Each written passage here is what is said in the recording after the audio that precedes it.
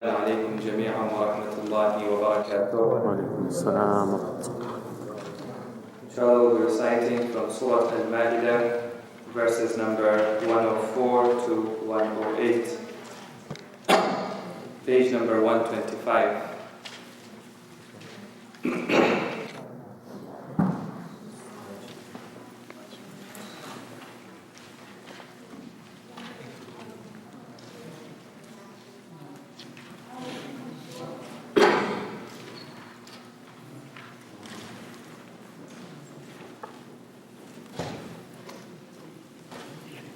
أعوذ بالله من الشيطان الرجيم.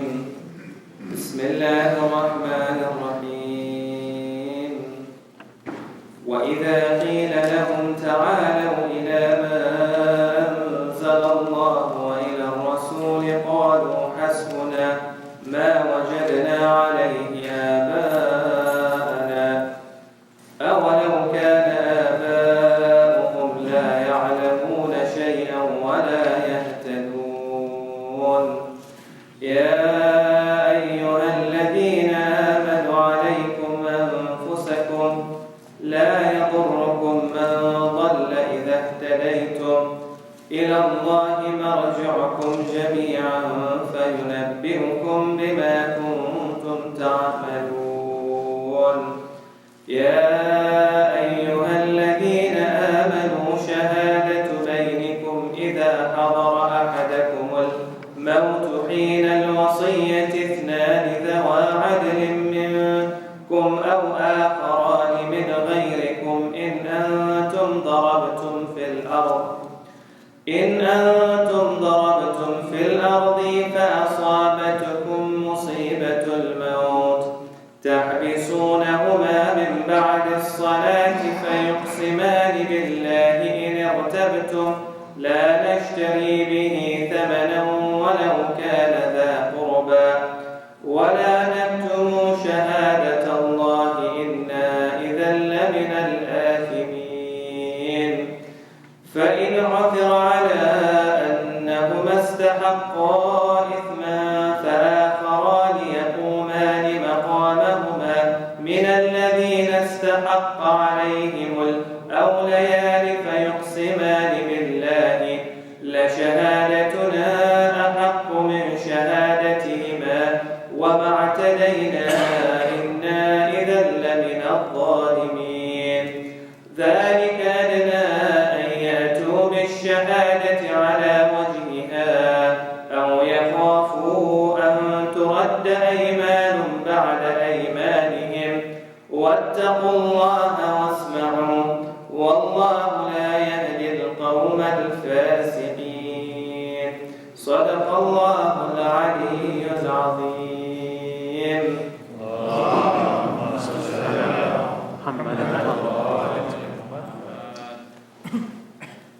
Yesterday we were studying that there were some baseless practices in the Arabian Peninsula before the coming of Islam. And you find that they were very superstitious, and these superstitions did not have basis neither in the Aql nor in the Wahy, in divine revelation. And the Prophet of Allah knew that as long as they were going to be superstitious people, following what their forefathers had taught them, that they were not going to become a community that would progress. They would not open schools, they would not have scientific discoveries, they would not have courts and morality, and they would continue to worship idols. So amongst the first things, and perhaps the most important thing that the Prophet of Allah did in Arabian society is to break their belief in superstition. Their understanding of nature was superstitious, their understanding of medicine was superstitious, even their worship itself was superstitious as well. And alhamdulillah, the Prophet of Allah was successful in doing that. That you see in less than 20 to 30 years after the Prophet passed away, there are schools and universities opening up in the Muslim world. Books are being translated into Arabic. Books are now being written as well. There is knowledge, there is scientific exploration and discovery happening as well. But the most important thing that the Prophet did was to revive the use of the aql and also the dependence on divine revelation as well. Now here Allah subhanahu wa ta'ala, when He wants to point out some of the baseless superstitions that they had, He goes and points out the most obvious ones. For us, they may not be that meaningful. They are not applicable to us in this day and age. But even when we think about it, we come to realize this is something that is baseless, that has no justification whatsoever. So what did the Qur'an pinpoint? One of the things the Qur'an pinpointed is they had a practice in Arabia at the time that there were some animals that they would not use. They would not consume. They would not ride over them. They would say, these animals, we can't touch them. And those animals would go to waste because they wouldn't be used for anything, even though they could be used productively.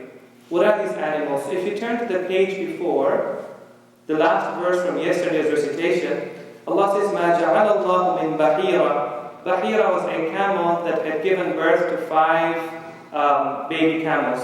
When it gave birth to the 5th one, they say, this camel, you can't do anything with it anymore. وَلَا سَائِبًا. Sa'iba was a camel that gave birth to 11 baby camels. وَلَا وَصِيلًا. Wasila was a sheep that gave birth to either 5 or 7 sheep, for example. وَلَا حَامٍ. Ham was an animal that they would use a male to impregnate the female animals that were there in the farm or in their flock. They would say that these animals, we can't touch them. They're not good for eating, they're not good for any other use. Allah subhanahu wa ta'ala says, let's think about this. Has God revealed something about this previously? No. Does your Aql tell you that there is a good reason for you not to use them? No. Then why? Then why do you have these laws which are baseless? Now let's come to the next verse. وَإِذَا قِيلَ لَهُمْ تَعَالَوْا إِلَى مَا أَنزَلَ اللَّهُ وَإِلَى الرَّسُولِ. When they are told, come to what the Prophet and what Allah subhanahu wa ta'ala are teaching you, قَالُوا حَسْبُنَا مَا وَجَدْنَا عَلَيْهِ آبَاءَنَا. What we learned from our forefather is sufficient for us. They would accept whatever their forefathers told them, even if it did not make sense. And the Prophet of Allah, that was simply unacceptable for him. So Allah subhanahu wa ta'ala responds to that by saying, أَوَلَوْ كَانَ آبَاؤُهُمْ لَا يَعْلَمُونَ شَيْئًا. Even if their forefathers did not use their intellect, did not know anything, وَلَا يَهْتَدُونَ. And neither were they guided. Guided by what? By divine revelation. What we have to do also is to look within our own communities, within our own cultures, within our own societies. Do we have certain practices? Do we have certain cultural symbols and practices that have no basis neither in the Qur'an, nor in the Sunnah, nor in the Aql? Then why do we practice them? This verse is relevant to us as well. Now, when you're trying to break down cultural practices, it can be very difficult because sometimes you're the only one. Right? Everybody else has accepted that cultural practice and you're the only one going against the grain of society's practice. It's very difficult. So sometimes people would say, well, we don't want to do it. Allah subhanahu wa ta'ala says, Ya ayyuhal ladhina amanu alaykum anfusakum. All those who believe, God has only made you responsible for yourself. You're not responsible for the rest of the community. Don't worry if they believe or they don't believe. You're responsible for your own belief. Don't worry if they practice or they don't practice. You will be asked about your practices. Does this mean that we don't do amra bil ma'ruf and nahi anil munkar? No, it doesn't. We have to do amra bil ma'ruf. We have to do nahi anil munkar. In fact, in some of the hadith we're told in your community, if there's something wrong that is happening, cultural practice wrong that is happening, and you don't do amra bil ma'ruf and nahi anil munkar, God will count you with them. When His punishment comes, all of you will be a part of it. But what if I did amra bil ma'ruf and I did nahi anil munkar and they still did not listen to me? Perhaps somebody may think that, look, if God were to punish, He would punish all of us, and if He's not going to punish, He's going to punish none of us. Allah subhanahu wa ta'ala says, لَا يَضُرُّكُمْ مَنْ ضَلَّ إِذَا اهْتَدَيْتُمْ. The one who has gone astray cannot affect you as long as you are on the right path. And then Allah subhanahu wa ta'ala says, إِلَى اللَّهِ مَرْجِعُكُمْ. You will return to God, and on the day of judgment, God will tell you who is right and who is wrong. And sometimes we have to be tolerant as well in our community. Sometimes it's not that straightforward, black and white. Sometimes there are gray areas where we have differences of opinion. And we have to be tolerant and to recognize that the only person who can really tell us in some cases where it's not obvious who is right and who is wrong is Allah subhanahu wa ta'ala on the Day of Judgment. يَا أَيُّهَا الَّذِينَ آمَنُوا شَهَادَةُ بَيْنِكُمْ إِذَا حَضَرَ أَحَدُكُمُ الْمَوْتِ. Now, the topic changes here, and Allah subhanahu wa ta'ala is talking about testifying and witnessing, especially when a person is passing away. So one of the things that we know is before a person passes away, it is recommended for him to make a will, especially when he sees the signs of death approaching him. In certain circumstances, it becomes wajib to make a will. When is it wajib to make a will? It's wajib to make a will, for example, if you have somebody's amana with you, and nobody else knows that you have this amana. Well, if you were to pass away, nobody is going to give this amana back. Then this person will have lost his property. Then it becomes wajib for you to make a will. We'd highly strongly recommend everybody to make a will, because one of the things that happens in Canadian society is that if you have children who are under 18 years of age, and if both parents pass away for whatever reason, God forbid, then those children go to the government, and they will decide who to give those children to, unless you write in your will that I would like to make this person, let's say the grandfather, the grandmother, an uncle or an aunt, the guardian to your children. So highly recommended to make a will. Now, when you're making a will, do you need witnesses or not? So Allah subhanahu wa ta'ala says it is recommended for you to get 2 just witnesses. Let's read the verse together. حين الوصية, when you're making your wasiyah, إثنان, get 2 people, ذوى عدل, who are just people, who are known for their morality. They don't commit major sins, they don't persist in committing minor sins. Minkum, from you, meaning what? From the Muslim community. They should be Muslims. Right? What if I'm traveling and there are no Muslims around? Or I'm in a city or a hospital where there are no Muslims around. أو آخران, or even if they are not Muslims, من غيركم, who are not from you, إن أنتم ضربتم في الأرض, if you are traveling and you don't have access to someone from your community, فأصابتكم مصيبة الموت, and you come across the calamity, the musibah of maut over here. Now, you make a will, you make them the executors to your will, and they also witness the will that you have given them. Later, when a person passes away, and they are distributing the assets and the estate, what are the witnesses supposed to do? Allah subhanahu wa ta'ala says, 1, in the case where there is a doubt, where there is conflict, where people are actually questioning the testimony, bring these 2 witnesses. Bring them when? Bring them right after salat.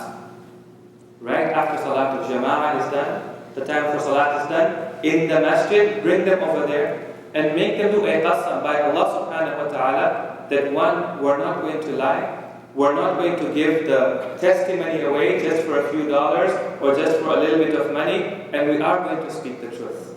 So 3 things. When there is doubt, bring them right after salat and make them take an oath by Allah subhanahu wa ta'ala that they are going to give the true testimony. Now sometimes it happens they come and give testimony, and other people or those who are in the family, they reject the testimony. And they say, we've got our own testimony. Then what do we do? There was a case during the time of the Holy Prophet. There was a person who was traveling, and there was nobody else with him. There were 2 people he found, and he gave them his testimony, and he wrote it down, and he put it in his merchandise. When he passed away, they started looking in his merchandise. They found that it was very valuable merchandise.